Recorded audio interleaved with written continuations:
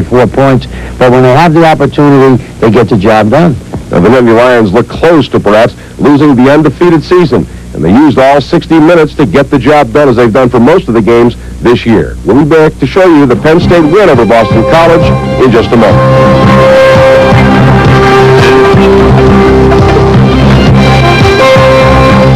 November 9th, Penn State at Cincinnati, and you can see the ball game live on TCS on a pay-per-view basis. For information, call area code 412-963-6565. Outside Pennsylvania, 800-245-6314. In addition, these are some of the locations at which you can see the Penn State-Cincinnati game on the pay-per-view basis on TCS.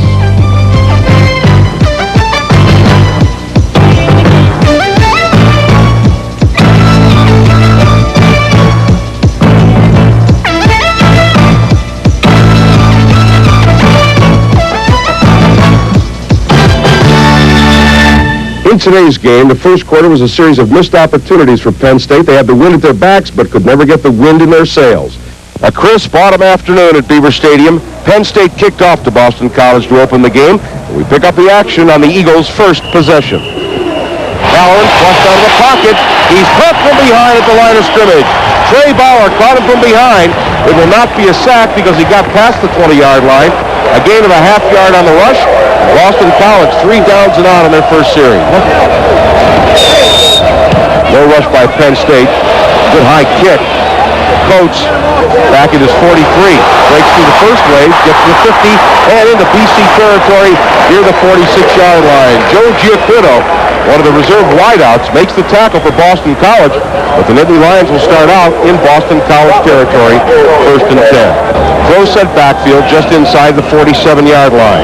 Schaefer short drop first down. Slant pattern caught inside the 35 to the 34-yard line.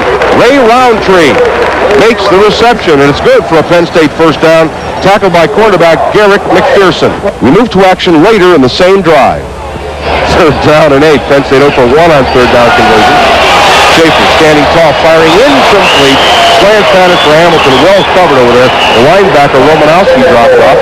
This time, Penn State will have to send on Massimo Manka to attempt the field goal. It's a 35-yard attempt. Kick is up. It is long enough, and it is good. Massimo Manka. Now 14 out of 19. Although Penn State had good field position throughout the remainder of the first quarter, the Lions couldn't put any more points on the board. So the first quarter ended with the score, Penn State 3, Boston College 0. As we pick up the action in the second quarter, Boston College is on the march. 3rd and 6. Good protection. A lot of time. Halloran firing short that is caught for the first down. And Martin is all the way out to the 50-yard line into Penn State territory, the 49. Eddie Johnson overrunning the play and allowing Martin past him to get the first down. Halloran stumbles as he goes back. A lot of time throwing deep, and it is caught at the 15-yard line. Darren Flutie makes the reception. Lance Hamilton just did not look back for the ball. It was underthrown. Flutie came back for it. If that pass is deeper, Hamilton knocks it down. Well, you can't fault Hamilton on that. We move to action later in the same drive. And now it is 1st and goal. Boston College at the 1-yard line. Halloran is at 6 in a row. Ken Bell hit at the goal line by Shane Down. Fumble! And Penn State has recovered the fumble. Shane Conlon hit Ken Bell and knocked the ball loose. And Bob White has recovered for Penn State. Well, Stan, that's no fluke, and that's not luck. That's just a super hit. Shane Conlon will catch Bell in midair. Watch this. Right up in here, he catches him in midair with his helmet on the ball like you're taught, hops it loose, and that should pump up that offense because they're not doing anything right now. Schaefer will pass. He's in trouble. He's sacked for a safety. Coming on the outside blitz. He is sacked for a safety by Kyle Crespane, the strong safety. Following the safety and ensuing free kick, we pick up action later in the second quarter after an exchange of punts. This will be a 40-yard field goal straight away with the wind at his back. Kick is up, and the kick is good. Didn't look very pretty, but it got the job done. Penn State ran 3 plays following the Boston College field goal to end the first half with the score, Boston College 5, Penn State 3. We'll be back right after this.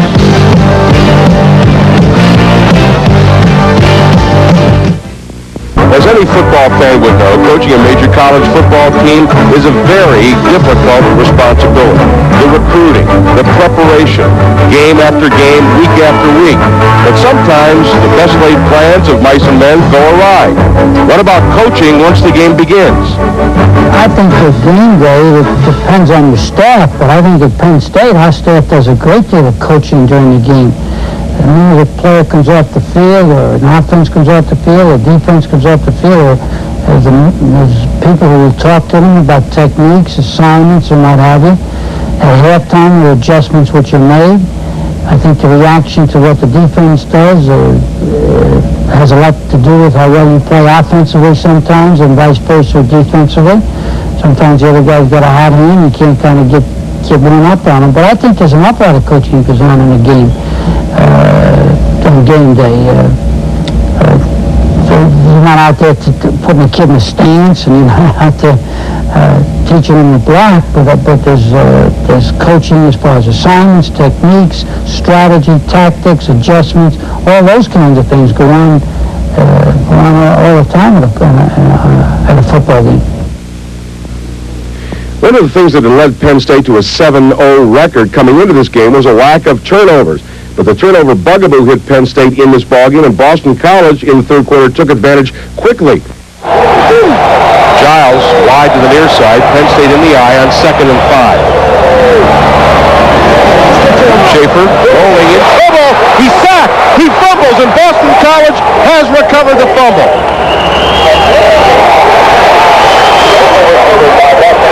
Schaefer rolling away from pressure was hit on the blind side.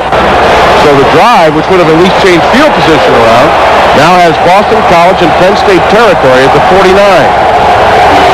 And again offside Boston College. Dave Waddell, starting left tackle, number 69, charged off. That'll cost BC 5. So it's 1st and 15. Draw play. Bell, 50, 40. He may go. 30. He's gone. Touchdown, Ken Bell. Just as he did a year ago when he ran 71 yards for a touchdown, a 54-yard touchdown run by Ken Bell. Well, Penn State really got their work cut out from that. After Bell's touchdown run, neither offense could move. We move to action later in the third quarter. They're going for it, Stan. Penn State going for it. They are 1 for 1 on 4th down conversions. 2 fullbacks at Smith in motion. Dozier, first down and more. 40, 30, 20, 15.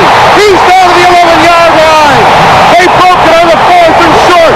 That's what's known as mental telepathy. 44 yards for DJ Dozier. Well, okay, they did go for it, and they should have gone for it. You're not a very good football team. When you get down behind, you can't make a first down in this situation. And this is usually what happens. They broke it. They got a great running back. He made the first down and an awful lot more. Just inside the 10-yard line. Schaefer rolling. He's being chased. He throws. A flag, it is caught at the 1-yard line. What a magnificent catch at the 1-yard line. That is a great, great catch. Watch it again. Got the defensive back all over. First down and goal, centimeters away from the goal line. Again, the power eye right. Schaefer sneak, touchdown, Penn State. So the third quarter ended with the score, Boston College 12, Penn State 10. Now the offense asked the defense for help, and they responded, and it came from the most unlikely of sources. Allen throws, and it is intercepted by Penn State. Touchdown, Penn State. Mike Russo with the interception and the touchdown. Mike Russo, the nose tackle. Now, they're going to get called for demonstrating. Mike Russo picked off the short pass. Okay, touchdown. Tim Johnson was the man who tipped the ball up in the air, and Hans Russo picked it out of there and returned it for the touchdown. Penn State's second defensive touchdown of the season. We move to further action with Boston College in control of the football.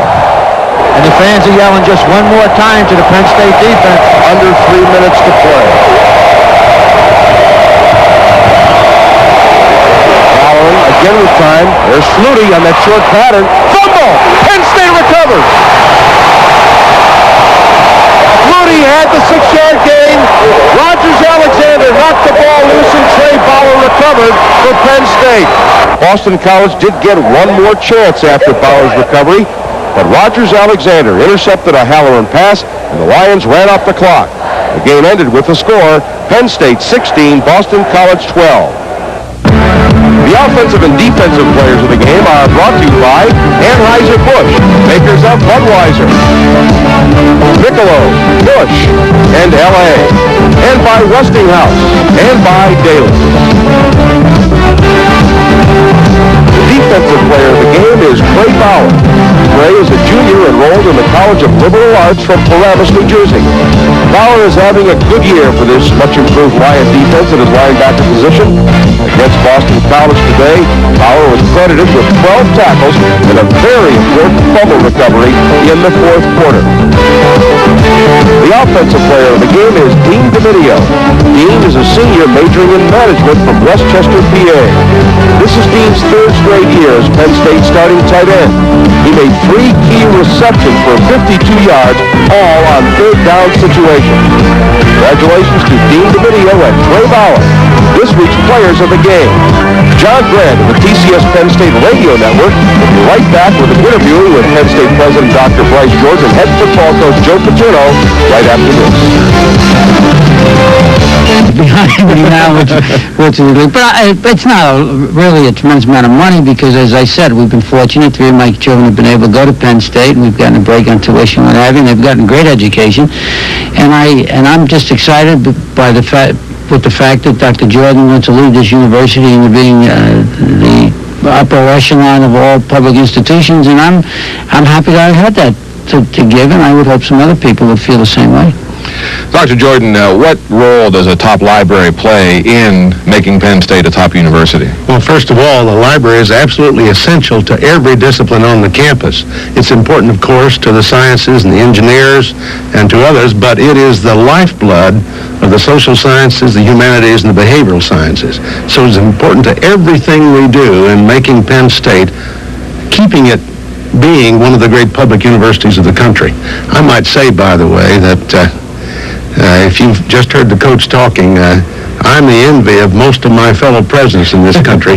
Joe Paterno is a university president's delight in more ways than just supporting the library, but let's stress that today. Yeah, I was going to say it's probably somewhat unique to have a library endowment fund with the football coach's name associated with it. I guess that's a tribute to Joe's stressing of academics and really the foundation of this successful football program being an academic foundation.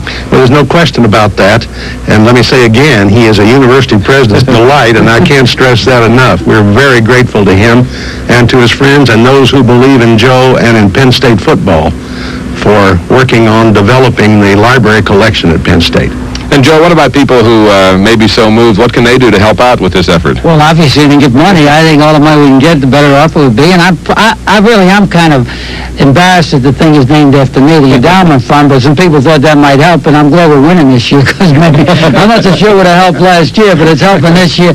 They give money, and some people have some old books, rare books that might be of value to the university, and some access to things that the library could use. But I just think that, obviously, number one, money and goodwill, general support of what the university is trying to do, whether it's for the library or some other things they may think that are important for the development of a great university. All right, Joe, thank you very much. Dr. Jordan, thank you. You can take part by making your contribution. You can simply make a check out to PSU, Paterno Libraries Endowment Fund. And you can mail those checks to Paterno Libraries Endowment Fund, 23 Willard Building, University Park, Pennsylvania, 16802. We'll be back with more in just a moment. Penn State travels to Riverfront Stadium in Cincinnati, Ohio to take on the 5-4 Cincinnati Bearcats. And as you may recall, Strange things can happen when a Nittany Lion tangles with a Bearcat. September 10th, 1983, Penn State trying to rebound from an embarrassing loss to Nebraska in the Kickoff Classic. Penn State had the dropsies. Kevin Bow fumbling a punt here, setting up a Cincinnati touchdown. Quarterback Troy Bodine had a big day. They go on to beat the Nittany Lions, shockingly 14-3. Some say the biggest win in Cincinnati football history. And Cincinnati's team this year, much the same as it was a couple of years ago, as Penn State begins the stretch run with 3 games to go. Well, Stan, they continue to like to throw the ball, and then their quarterback, Danny McClellan, he's ranked number 7 in the country. He had a big day against Boston College when they upset Boston College. They've had 2 weeks to prepare, and I'm sure they'll be ready for Penn State. After the visit to Cincinnati, the Notre Dame Fighting Irish visit Beaver Stadium. Last year, everyone will remember what Notre Dame did to Penn State. They didn't beat Penn State, they destroyed Penn State, and that's something that not many people are able to do. And Alan Pinkett has single-handedly destroyed Penn State over the years. I think one of the best running backs in the country, and there's always been a major problem with Penn State. After the visit by the Fighting Irish, it's into Pittsburgh for the wind-up battle against the Pitt Panthers. Losers this week to the Syracuse 12-0. That's a surprise. Well, everybody knows with those previous records, right? You got a Nittany Lion going at a Panther, and there's got to be a lot of clawing and biting in this one. That game at Pitt Stadium, Pitt and Penn State on November 23rd. 3 victories to go for an undefeated regular season. It starts in Cincinnati next week. The Bearcats 5-4. They were idle this past week. George gives them an extra week to prepare for Penn State. And every team that's had 2 weeks to prepare for Penn State has given them a tough time. Plus, Cincinnati beat BC by more points than Penn State did, and they have an awfully good, sophisticated passing game. And we know how tough BC's defense was today. So Penn State's in for another tough football game. Well, there's no question about it. When you employ a sophisticated passing attack, you can have that one big game, and you can beat the favorite opponent. We'll see what the Nittany Lions are able to do at Riverfront Stadium in Cincinnati next week. That's it for Penn State football this week. My partner George Paterno and everyone here at TCS Sports. This is Stan Savran saying thank you for watching, and until next time, so long, everybody.